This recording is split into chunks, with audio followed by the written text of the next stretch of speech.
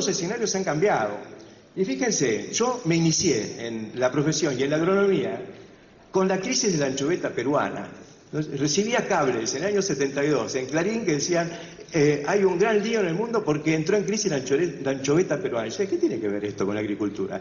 Bueno, la anchoveta peruana, una anchovita, digamos, era la fuente de harina de pescado, que era la única fuente de proteína para los alimentos balanceados. Había colapsado y no había más, entonces era imposible crecer en la producción de proteínas animales sin otra fuente, y la otra fuente fue la harina de soja. Entonces miren lo que pasó con la evolución de la demanda y de la producción de harina de soja versus harina de pescado, que había colapsado, llegó ahí y es lo que el mar da.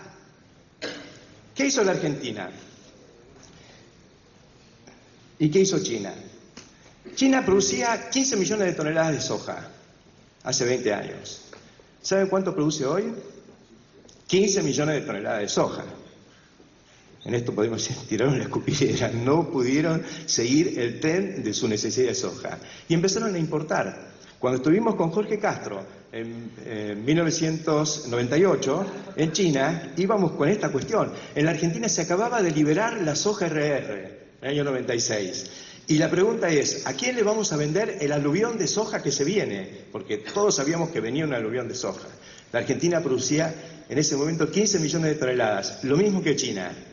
Entonces la pregunta que le hacíamos a los funcionarios chinos es, che, ¿cuándo empiezan a importar? No, no vamos a importar. El año pasado importamos una pequeña cantidad, en el año 98, 99, pero ya suspendemos. Y la verdad que preocupaba. Nos preocupaba.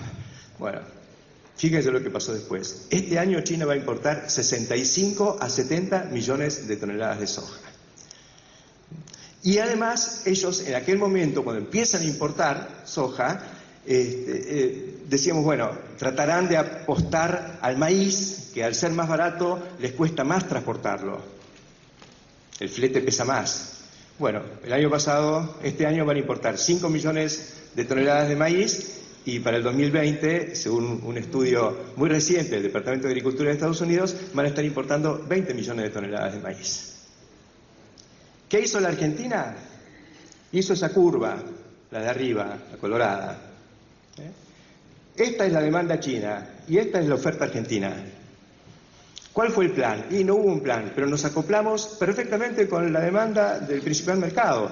Y ojo, China es un poco la metáfora de todo esto, porque la Argentina le exporta a más de 100 países los productos derivados de soja. Y China no es el mercado más interesante porque quiere comprar el poroto y nosotros queremos vender los derivados, que son harina y aceite.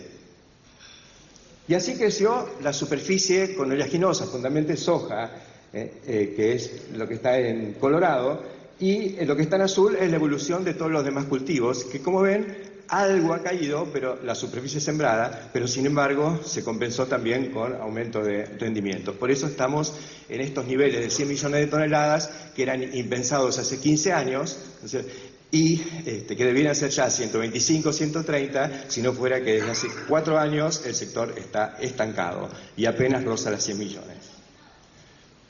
Entonces, todo este fenómeno, que también lo podemos ver un poquito más en detalle acá. Fíjense que además de crecer la producción, crece la superficie cultivada. La superficie cultivada pasa de 20 a 30 millones de hectáreas en la Argentina, pero la producción pasa de 50 a 100. ¿Qué es lo que nos está, incluso desde un punto bastante inferior? Mientras la superficie sube el 50% y la producción sube un 100%, la diferencia es cambio tecnológico, es aumento de los rendimientos, productividad por hectárea. Entonces, esto se explica por el desencadenamiento de lo que llamamos la segunda revolución de las pampas. Es decir, la primera es la de la conquista territorial de 1870 a 1910, la segunda es la de la conquista tecnológica, que empieza a amasarse hace 30, 40 años, y ya sentíamos y empezaron a aparecer los primeros documentos que mostraban que habíamos pasado de un estancamiento relativo a un crecimiento hasta una explosión de crecimiento por superficie sembrada y por rendimiento, fruto de la incorporación masiva de nueva tecnología. Biotecnología, semillas transgénicas, herbicidas de última generación, fertilización de los cereales fundamentalmente, porque la soja no utiliza fertilizante, tiene la habilidad de autofertilizarse a través de un proceso biológico. Y ahí llegamos al punto en el que estamos y se empieza a desencadenar, así como el paradigma de los años 90 era hay que salirse de los commodities porque los precios bajan y esto no sirve y esto no es negocio. Y yo pensaba, a lo mejor en algún momento se va a dar vuelta el mercado y vamos a demostrar que los términos de intercambio no solo se deprecian permanentemente, sino que en algún momento se pueden apreciar si aparece nueva demanda. Y fue lo que ocurrió con esta llegada al mercado de enormes contingentes humanos que cambiaban su dieta. Bueno. Pero ahora la discusión es, todo esto no resuelve los problemas del país porque no agrega valor, no genera valor agregado. Entonces lo que tenemos que hacer es agregarle valor a nuestras materias primas y ese va a ser el sendero del desarrollo futuro. Yo estoy totalmente de acuerdo en que tenemos que seguir adelante con la cascada de valor agregado. Y estoy muy contento de haber asistido esta semana a la inauguración de una planta que es realmente muy representativa del camino que hemos estado siguiendo y que podemos seguir. Pero no tenemos que quedarnos en esa visión de que el producto que sale de una chacra es una materia prima. En todo caso es materia prima para el que va a procesarla posteriormente, pero para él es el producto final de un proceso industrial.